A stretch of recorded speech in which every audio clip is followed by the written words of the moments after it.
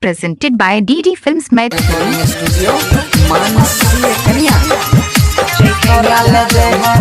Singing by Bansidhar Chaudhary. हाँ लाली लगाई के यही गरोनिया पिन के सूट सवरिया गे सवरिया गे सवरिया गे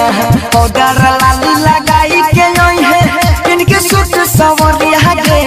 हमारा संग चले एक बार चले एक बार चले मेला देखे तोरा ले जेबो मन सीख गरिया गे चलना एक बार मेला देखेबो मन सीख गरिया गे मेला देखे तोरा ले जेबो म्यूजिक बाय बाबू बंसाई।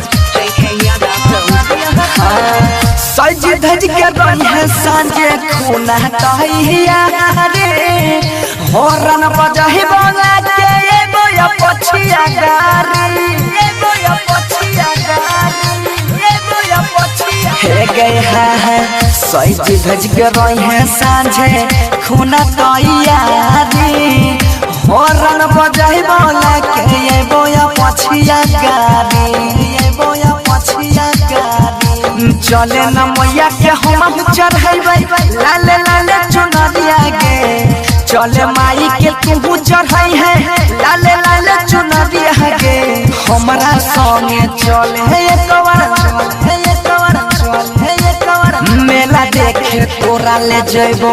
मन सीख गरिया गे चले छौड़ी मेला देखेबो मन सीख गरिया गे मेला देखे तोरा ले जेबो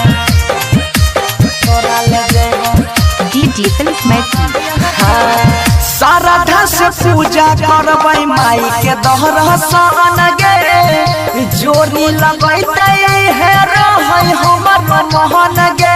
रहै हमर मोहन गे रहै हमर हे गए है सारा धस पूजा करबै माई के दर्शन गे जोड़ी लगैते है रहै हमरो मन गे हमरो मन गे झूलावा झूलबै के संगे लुटबै लहरिया गे झूलावा झूलबै के संगे लुटबै लहरिया गे आ राइटर सोनू संग में जई है मेला देखे चले छौरी मन सीख गरिया गे चलना तोरा मेला देखेबो मन सीख गरिया गे DD Films Medley.